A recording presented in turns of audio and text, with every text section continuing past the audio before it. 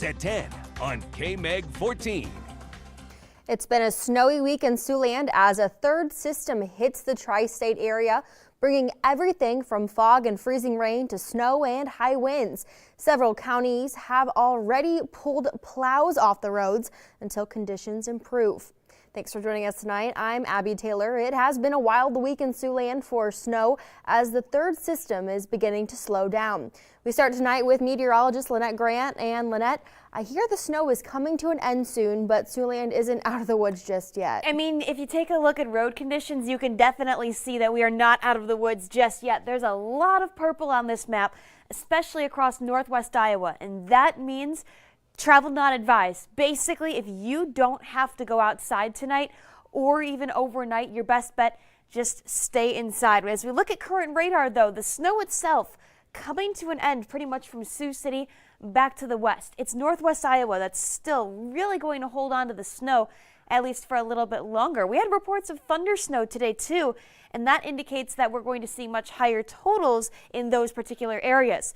Even though the snow is coming to an end, we are still holding on to blizzard warnings here in Siouxland, pretty much all of northwest Iowa, and then those counties surrounding I-29, both in South Dakota and then in Iowa. Even right along the Iowa-Nebraska state line, we're still seeing those blizzard warnings. I'm going to let you know when these blizzard conditions are going to end and how much more snow we'll see by the end of the night when all is said and done.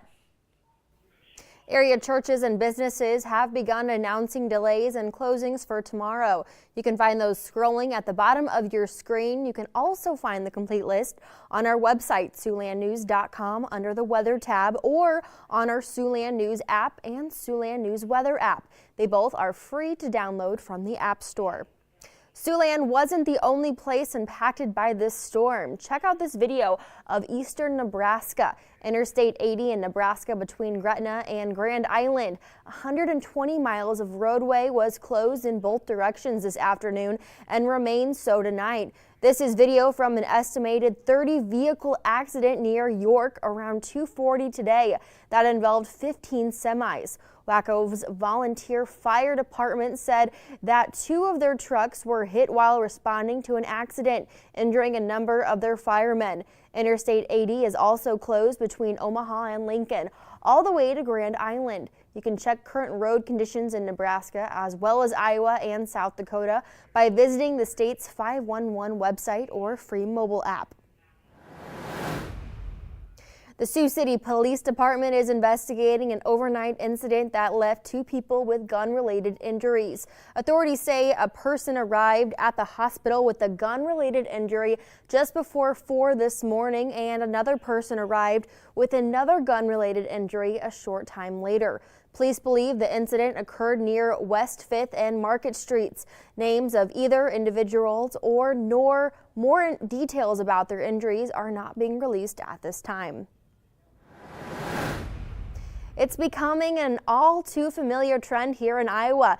Democratic candidates stopping in the Hawkeye State, reaching out to voters more than a year before the 2020 presidential election. Here is a wrap-up of today's events. Saturday in Sioux City, current mayor of New York City, Bill de Blasio, held a meet and greet at Rebo's on historic 4th Street. De Blasio has not officially announced a run for president, but is rumored to do so very soon. During his Sioux City stop, progressivism was a major talking point with de Blasio, saying that a new progressive era is coming. I think this is a country waiting to be unified, and a country that at its core is in so many ways progressive. I think we're on the verge of a progressive era, but we all have to build it.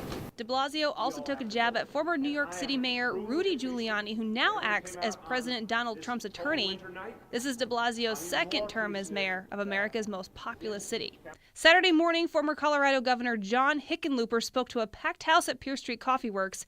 Hickenlooper is a former geologist and former mayor of Denver, and he spoke about education, legalizing marijuana, and even touted a hope for free college education in the U.S. But his main sticking point was the need to work together no matter your party affiliation. You know, if you step back and look at some of the issues facing us, they affect everybody. It's not whether they affect Republicans or Democrats, they affect everyone. And part of what I've done in Colorado and what I'd love to do for the country is be able to bring people together that have been feuding and at each other's throats, get them to put down their weapons, find common ground, and actually get stuff done.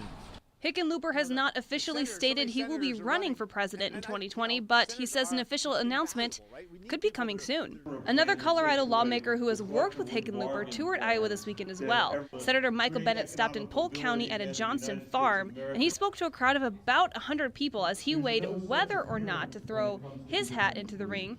He called for a new political culture in the United States, building upon our country's greatest successes. Speaking to voters, he said adding his name among the many other Democrats gives voters more options to find the right candidate. He says he doesn't have a definitive timetable for when he will decide to announce his run for president. California Senator Kamala Harris was in central and eastern Iowa this weekend. Harris spoke largely on diversity, stressing that there is power and strength in a diverse nation. She spoke to a crowd of more than 700 people in Ankeny and then with another large crowd in Des Moines, where the senator said she fully intends to win and that the success of that will be more than just the campaign. It will be that at the end of this process, we will be relevant. And the only way to ensure that we are going to be relevant is to make sure that this is a process that is about listening as much as it is, if not more, than it is about talking. Harris also touched on immigration, gun violence, and sexual assault during her tour through the Hawkeye State. And finally, Hawaii Congresswoman and presidential candidate Tulsi Gabbard was in Iowa. She spoke to voters at a town hall meeting in Des Moines on Saturday. She also spent time in Iowa City, Grinnell, and Council Bluffs this weekend. Congressman Steve King recently started his 39-county town hall tour across Iowa, making Ida Grove his third stop. I had the chance to attend the town hall earlier this morning and hear about Congressman King's future plans on running for re-election.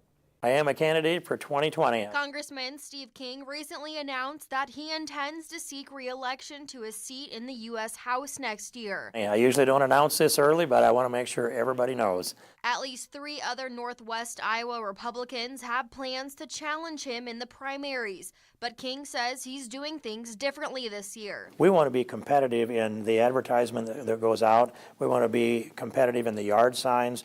But we're just going to work this thing. He recently started a 39-county town hall tour across Iowa. King told his constituents he's not letting his removal from his committee assignments by Republican leadership get in the way after being accused of making controversial comments to the New York Times. They had to come up with some new pejorative adjectives, and so they added to that Nazi, fascist, white nationalist. And then I said in that same quote, and they want to weaponize Western civilization. And so that's the quote that should have been clear in the New York Times, Western civilization. King defended himself, saying he hasn't used that language. But it's a misquote. And what's clear is this, that of the 4 words that are misquoted in the New York Times, we searched back through LexisNexis, and we find no time since the year 2000 that I've ever uttered those words. He says since being removed from his committee assignments, he's using his time wisely. I regret, though, that it's happening. I'm working to get my committee assignments back, but I'm utilizing that time to do as good a job as possible of representing the people in this district. Congressman King has been to O'Brien and Lyon County so far. He has a number of other town halls planned in the coming weeks, but locations have not yet been announced. We might be done with national politics in tonight's newscast, but a few local leaders were in town today talking about gun rights. The state of Iowa has a long and proud tradition of firearm ownership and responsible use. We head to the Iowa legislative meeting where a local college student spoke about the impact of gun violence in her own life. Stay with us. At school. Local legislators were in Sioux City this morning meeting with city leaders and locals about issues facing them in their community. Siouxland News reporter Cynthia Monroy joined legislators as they discussed public concerns and what actions they have moving forward. Cynthia? Abby, last year the GOP approved a guns rights measure that missed the deadline, sending the proposal back to square one. Today at the second legislative town hall meeting, Iowans expressed their concerns about the bill and what restrictions legislators should consider at the state capitol. After a setback on a proposed amendment on gun rights, Iowa lawmakers want to bring the right to bear arms back to the table. The state of Iowa has a long and proud tradition of firearm ownership and responsible use. We're thinking of the public safety needs of law enforcement and the public at large. This past Monday, a Senate panel approved a proposed gun rights amendment to add the right to keep and bear arms language to Iowa's Constitution. Iowa is one of the 6 states that doesn't have that language included in its framework. Democrat Timothy Casino says a major problem with the proposal is strict scrutiny, which can lead to the elimination of current laws that require background checks or permits to ensure public safety. People have the right to defend themselves. It's just that we do not want to put a thumb on the scales of justice when it comes to gun laws.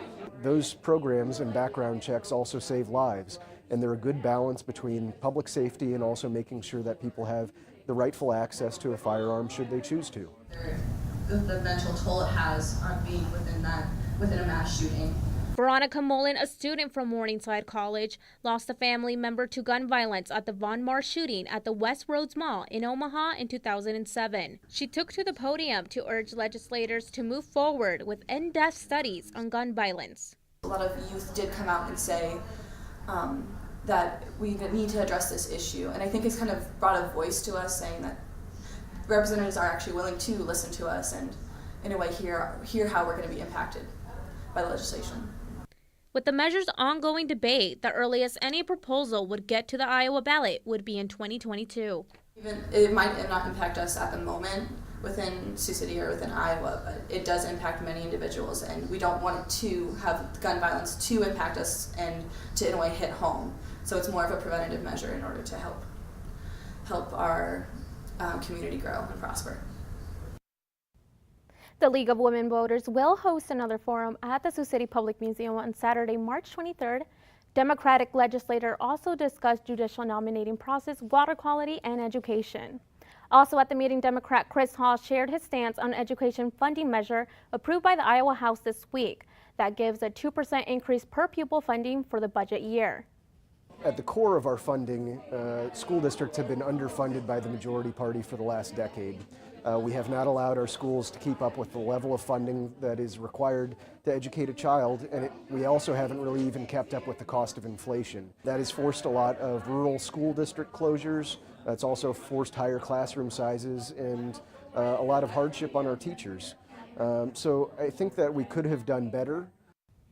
The current increase will go towards providing additional funding for transportation in rural school districts. We saw several inches of snow here in parts of Siouxland, even upwards of 8 inches. Now, the snow is ending, but that doesn't mean we're out of the woods just yet. I'll let you know what else we need to keep an eye on for tomorrow, coming up in just a few short minutes. Our ancestors ate tree bark for sustenance. Now Your first look with meteorologist Lynette Grant. Now, the last time I was outside, maybe a few hours ago, I noticed it was super snowy. Then it gradually just kind of stopped. But that wind, tell me about the wind. The wind is really what we need to keep an eye out for the next number of hours, even though the snow is winding down. In fact, I want to show you something out there right now. Let's take a live look in Norfolk. You can see skies are actually clear right now. No signs of any fresh snow on our Skywatch camera there. Temperatures sit at 20 degrees, but out in Lamar's, one of our further east places, you can see the clouds are still sitting around, maybe a few passing snow flurries, but the snow is really just off to the east. The heaviest bands of snow pretty much looking near Sac City and Fort Dodge. A little bit of light snow still lingering near Spencer, Storm Lake, Esterville, and down toward Denison. Denison was actually one of the places that saw a little bit of thunder snow earlier this evening. You can see that those snow showers going to linger for a little bit longer, but then by 4:30 in the morning, look at this. We're completely clear. We have no snow left over, but we're not out of the woods just yet. Now, additional snow is not going to be a lot, especially if you're west of Sioux City. Even in Sioux City, I'm not expecting to see a lot more snow, maybe another inch or two by the time all is said and done. But what comes next is going to be the wind. In fact, hour by hour we go through the night. I'm expecting our wind speeds to be between 25 and 30 miles per hour. It's a northwesterly wind, so that's going to bring in some much cooler air here in Siouxland, and that's just the sustained wind. When you factor in gusts, we're going to see wind gusts close to 40 miles per hour this evening. So you head out the door maybe to let the dog out one more time, and it is going to be windy. And then by tomorrow morning, we could see wind gusts close to 50 miles per hour. So if you have any loose objects out there tonight, you may want to bring them inside or make sure that they are secure, because look at this, 10:30 in the morning, we're still going to look at those very windy conditions continue here in Siouxland, and the winds really not going to let up until we get to Sunday evening. So really, once we get to Sunday evening, if you have plans where you need to be out and about, it's going to be much better come Sunday. Now for tonight, I am expecting things to get pretty chilly because of those strong winds, right around 12 degrees. But because of the winds, blowing snow is going to be an issue. That's really why we have blizzard warnings in place through the night tonight and tomorrow, because winds are going to gust over 40 miles per hour. They're still going to be on the windy side tomorrow, with blowing snow going to be an issue, but at least our sky condition is going to be much better. But air temperature, not going to be much better at all, only 17 degrees. Now, there's more chances for snow in our forecast here in Siouxland. We do get a little bit of a break, though. Tomorrow, going to be dry. Monday and Tuesday, we could see a few passing snow showers here and there. Notice we're really not going to warm up. All of this snow that we've had lately is going to keep us cool. Looks like the next chance where we could see maybe an extended period of snow looks to be on Friday. It is still a little bit early for that, but we've had a lot of snow this past week. It's not been fun. Just driving down the road, you see the piles and piles. It's like, what are we going to do with all this snow? It needs to start melting. Wait for the sun just to melt that snow. Mother Nature, we need some sun. Well, before the snow really hit, South Dakotans took a dive into some icy water, and all for a good cause.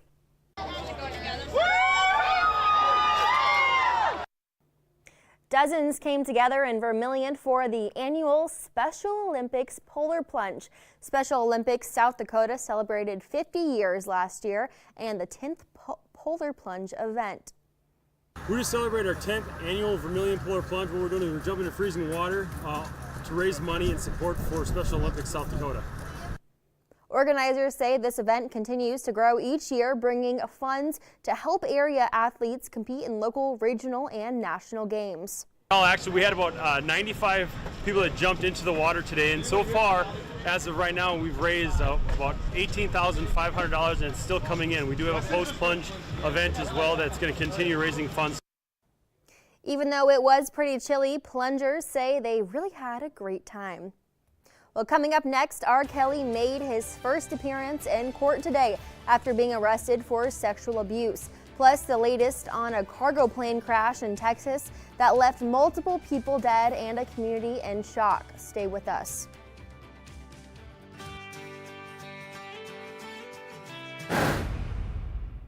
A twin-engine cargo plane has crashed in Texas this afternoon, killing the 3 people on board. That plane went down in a body of water just before 1 in Chambers County, Texas, just outside of Houston. The plane was operated by Atlas Air Worldwide for Amazon Air and was flying from Miami, Florida to Houston, Texas. Authorities say the plane is completely broken apart and it's unlikely that anyone survived the crash. The cause is still being determined. Singer R. Kelly's bond has made his first appearance in court, with the judge setting his bond at $1 million. The singer was arrested yesterday on 10 counts of aggravated criminal sexual abuse against 4 women. Prosecutors say they have DNA evidence in 2 of the cases. The charges date back as far as 1998. Illinois has no statute of limitations on child sex abuse charges. The Morningside men's basketball team was back in action this afternoon as they faced Dakota Wesleyan in the GPAC Conference semifinals. See if the Mustangs could advance to Tuesday's championship game, or would the pesky Tigers prevail? I'll have that next in sports. Big spring bonus savings are back now for limited sports with Travis Chin. The Morningside men's basketball team entered today's GPAC tournament semifinals with 2 losses. One of the losses came a week ago in their regular season finale against Jamestown. Their other loss happened on January 2nd against today's opponent, Dakota Wesleyan, 86-82 up at the Corn Palace in Mitchell. Could the Mustangs take care of the Tigers today to advance to the GPAC Tournament Championship on Tuesday? Off to Alley Gymnasium Morningside win, and the Mustangs wouldn't host the GPAC Championship on Tuesday against the winner of Dordt Jamestown. Morningside gets off to a good start. Brody Ager down to Tyler Borchers, who lays it in for 2. Mustangs up by 2. But Dakota Wesleyan, they weren't going to go down without a fight. Ty Hoagland with a 3. Dakota Wesleyan up by 1. Fast forward to later in the first half. Tigers now up 16-13. Aaron Amadou with the drive and the layup high off the glass. Tigers extend their lead to 5. With just under 3 minutes left in the first half, Morningside now down by 5. Brody Ager with the drive and the tough layup cuts the Tigers' lead down to 3. Later in the half, Ager, he's going to fake the shot, drives, gets it back to Zach Imig for 3.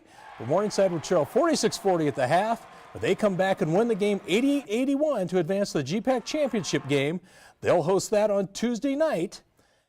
And in the other men's semifinal game, Dordt, they fall to Jamestown 89-76. So that sets up the GPAC Men's Championship game on Tuesday at Morningside, as Morningside will host the Jimmies of Jamestown. On the women's side of the tournament, number 1 Concordia takes care of Hastings 89-66, and number 2 seed Northwestern, they lose at home to 4th seed Dakota Wesleyan. So that the women's GPAC Championship game will be Concordia hosting Dakota Wesleyan on Tuesday night. You probably wondered, where are the Iowa boys high school sub-state final games? Well, a lot of them were postponed today, at least on our side of the state. Class 2A, Boyden Hull versus Pocahontas, that's postponed until Monday. That site is yet to be determined. And staying in 2A, OABCIG versus Rock Valley, that has also been postponed until Monday. The game will now be played in Lamar's instead of Sioux City East. In Class 1A, Remsen St. Mary's versus South O'Brien has been postponed again till Monday. Now that will still be played at MOC Floyd Valley. And Sioux Central versus Exira EHK, that is also on Monday, but the game is now in Carroll instead of Denison. Iowa State on the road in Fort Worth to take on TCU. TCU won in Ames 2 weeks ago. First half, TCU's J.D. Miller drives, gets it back out to Kuat Noi for 3. Horned Frogs up 22-18, but the Cyclones trying to close the gap. Michael Jacobson backs down his man for 2, but Iowa State still down 23-20. Then Mariel Shayak with the drive and the tough layup. Iowa State now down by only 1, but TCU too tough today. On the break, Desmond Bain with the dunk. TCU up 8, and they hang on to beat Iowa State 75-72 to sweep the season series. Nebraska, after a good start to the season, having a tough second half of the season, hosting number 15 Purdue. Late in the game, Nebraska down 62-58. Tanner Borchardt with a tough move for 2, and he's fouled, cuts the Purdue lead to 62-61. But with 2 minutes left in the game, same score, shot clock running down. Purdue's Grady Eifert gets the amazing tip-in off the block shot. That extends the Boilermakers lead to 3, 64-61. And Purdue, they go on to beat the Huskers 75-72. Next up for Nebraska, Michigan up in Ann Arbor on Thursday. And a new youth sports complex in Siouxland held its first tournament this afternoon.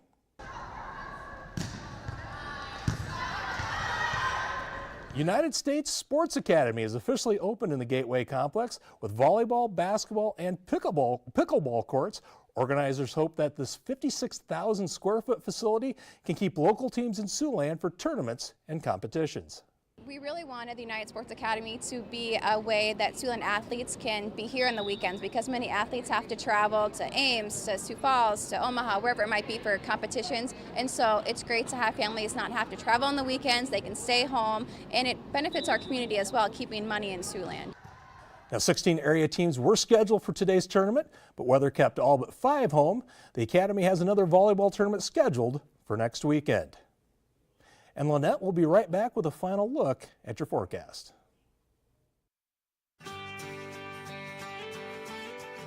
Way to end a newscast talking about the weather than being out in the weather, freezing our butts off. Here's the thing though, the snow itself for the most part is ending, but I don't know if you could hear either in our microphones or just around us, the wind is already picking up out there. Or see how cold we are. It's very chilly. Oh, it's starting to drip. It's dripping a little bit. Here's the thing, if you're gonna be out and about tonight, watch out for the roads. They're still going to be in messy shape out there, especially where we're seeing blizzard conditions continuing. But you know what? There's a little bit of snow left over. We'll make it, Grateful snowball!